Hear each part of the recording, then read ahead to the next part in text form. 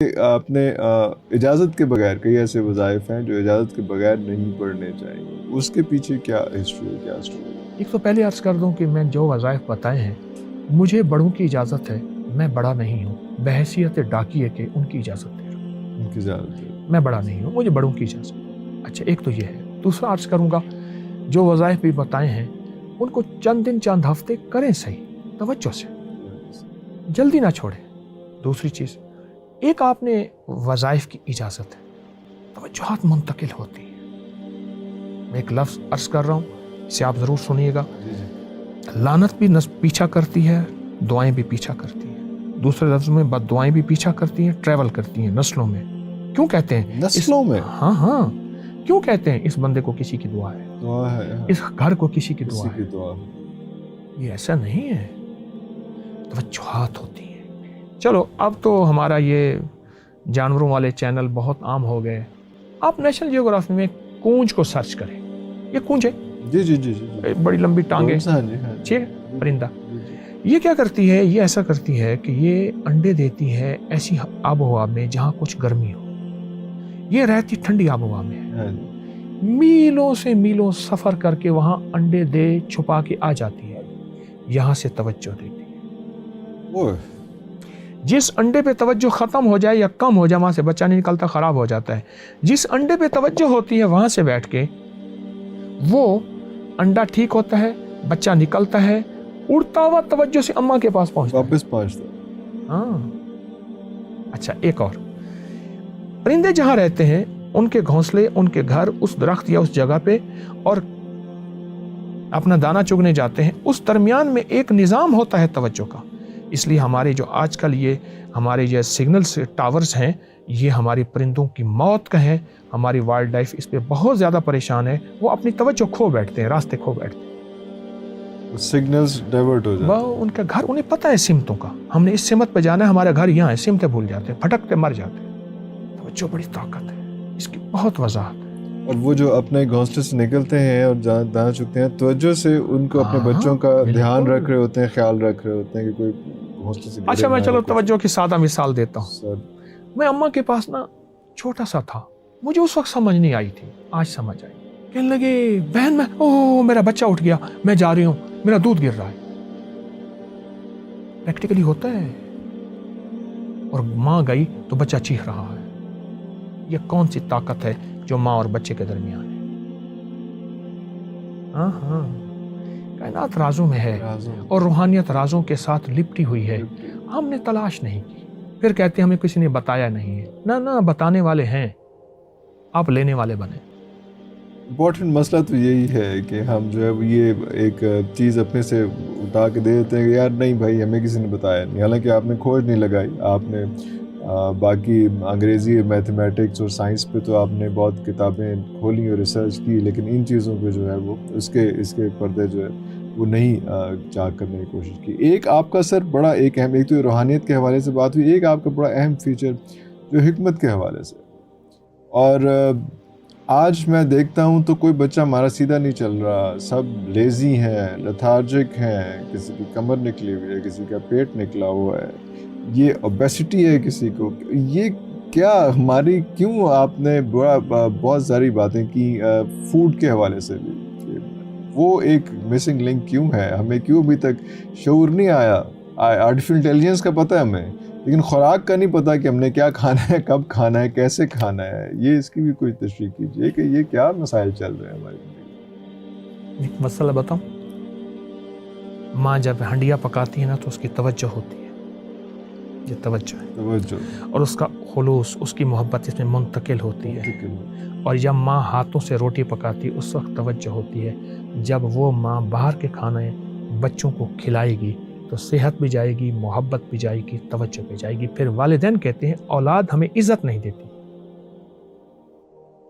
اولاد کو آپ نے کہاں وقت دیا تھا؟ کھانے کے نام پہ، پکانے کے نام پہ، روٹی کے نام پہ، گود میں لینے کے نام پہ۔ اپنا دودھ اس لیے نہیں پلاتے کہ حسن میں کمی آ جائے گی۔ دیکھیے یہ توجہ ہے ساری۔ ہم نے اپنی نسلوں کو غذائیں باہر کی دے دی، غذائیں باہر کی دے دی، اور اپنی نسلوں کو مصنوعی غذائیں دے دی۔ تو پھر نسلیں اس کے مطابق کمزور ہوں گی. ایک چیز آپ ضرور معاشرے میں دیکھیے گا، جوانی کی اولاد اور بڑھاپے کی اولاد میں. ایک بابا جی کو میں دیکھتا تھا، لاٹھی ٹیکتے جاتے تھے،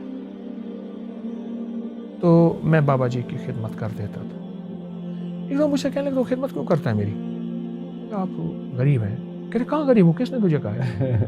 میں سونے اور چاندی کی تار کھینچتا ہوں، وہ جو مالا وغیرہ بنتی ہے نا اس میں تاریں لگتی ہیں. جی جی جی. لیکن مزدوری پہ کرتا ہوں، تیری جو پیسے ہوں تو مجھے دیتا ہے، میں اس سے بچوں کے کچھ اخراجات پورے کرتا ہوں. تو میں نے کہا آپ کی اتنی عمر تو نہیں ہے، آپ نے لاٹھی کیوں اٹھائی ہوئی ہے؟ کہہ رہے پترا بڑھے پہ دی اولاد، بڑھاپے کی اولاد. بڑھاپے کی اولاد کی وجہ سے ابے نے کی مانگتے مانگتے ابا بوڑھا ہو گیا، اللہ نے اولاد دی. بڑھاپے کی اولاد کی وجہ سے مجھ پہ بڑھاپا جلدی آ گیا ہے. ماں باپ کی غذاؤں کا تعلق نسلوں میں منتقل ہوتا ہے. صحت مند غذائیں صحت مند نسلیں دیتی ہیں. اور یہ بات نیپولین بوناپارٹ نے کی، اور ہمارے یونان اور طب اور روحانیت اور یہ سب منتقل چلی آ رہی ہے بات کہ روحانیت کا تعلق جو ہے، روحانیت نسلوں میں منتقل ہو. تو آج ہم یہ کہ شاید فاسٹ فوڈ جو سارا کچھ یہ تو ہم ختم کر پائیں گے، لیکن کون سی ایسی کچن کے اندر پڑی ہوئی چیزیں جو ان کا آپ استعمال زیادہ کریں تو شاید کسی طرح تھوڑی سی ہمیں بچت ہو جائے اور تھوڑے سے ہم لوگ جو ہے وہ بیک ٹو نارمل آ جائیں. کوئی ایسی چیزیں مطلب آپ اپنے پاس آپ کیا کون سی خوراک پسند کرتے ہیں اور کیا استعمال کرتے ہیں؟ اب جب بھی آٹا گوندیں، چٹکی سفید زیرے کی، چٹکی کلونجی کی اور چٹکی اجوین کی، یہ آپ کے کچن کی زینت ہو ہمیشہ. اور یہ آدھا چمچ ہلدی کا، پر پیسی ہوئی ہلدی خود پیسے، خود پیس کے. چٹکی سفید زیرہ، چٹکی اجوین دیسی اجوین، اور چٹکی جو ہے سفید زیرہ دیسی اور کلونجی. بالکل ٹھیک ہے. یہ آٹا ابھی آپ گوندے نہیں، خشک آٹا ہو اسی میں آپ اس کو ملا لیجیے، اور ہلدی بھی پہلے سے ملا لیں. اس آٹے کو پکا کے دیکھیں اور اپنی نسلوں کی صحت دیکھیں. میرے آقا نے فرمایا یہ حبۃ السودا، یہ سیاہ دانے موت کے علاوہ ہر مرض کا علاج ہیں.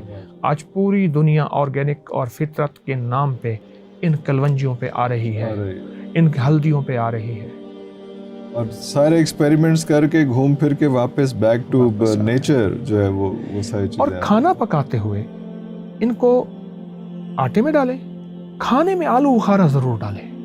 اچھا، خشک آلو بخارا.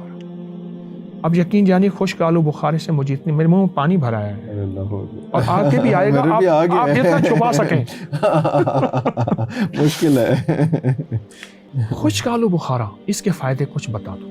اچانک آئے، جو چاہتا ہے میرا پیٹ ویٹ برابر رہے وہ منہ میں خشک آلو بخارا ٹافی کی طرح چوسے. دن میں 8-10 آلو بخارے وقفے سے چوس لے.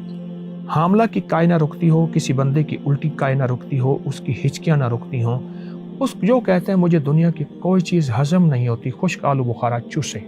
مطلب یہ ضروری نہیں کھانے سے پہلے یا بعد میں، کوئی ویسے ہی رینڈم جس سے آپ منچنگ کرتے رہتے ہیں، کوئی نہ کوئی چیز آپ گولی ٹافی کھاتے اور اپنے آپ کو خراب کرتے رہتے ہیں، اس کی جگہ خشک آلو بخارا. السر کا علاج، بواسیر کا علاج، پیٹ بڑھنے کا علاج، کولیسٹرول، یورک ایسڈ خون کے گاڑھا ہونے اور اس میں خطرناک چیزیں شامل ہونے، جن خطرناک چیزوں کو ہم کریٹن، یوریا شریانوں کی بندش کا سبب بنتی ہے. زبردست علاج.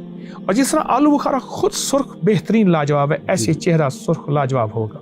ارے ایک تو یہ چوسنے میں، دوسرا یہی خشک آلو بخارا ہنڈیاں میں ڈالیں. اچھا. اور پھر اس کو باقاعدہ چوس کے اس کی گٹھلی نکال دیں. یہ جو ہنڈیاں میں ڈالیں گے نا، یہ ہمارے اصل میں نا انگریز نے ہمارے لیے کچھ چیزیں رکھی تھی، بڑا سمجھدار تھا. وہ کہتا تھا ہمارے جہاں برصغیر کے جن میں گرمی پڑتی ہے، اس نے گرمی کا جو معیار مقرر کیا تھا 30 سے زیادہ جہاں گرمی پڑتی ہے یا 30 پڑتی ہے، ان کی چھتیں 15 فٹ پہ ہوں. اور وہ کبھی بھی اپنے سالن میں لونگ، جائفل، جلوتری، کالی مرچ اور سرخ مرچ کبھی بھی استعمال نہ کریں. ہمیشہ بیماریاں ان کے قریب نہیں آئیں گی. اور جہاں سردی پڑتی ہے اور برف چلی جاتی ہے، یہ وہاں کے استعمال کے لیے.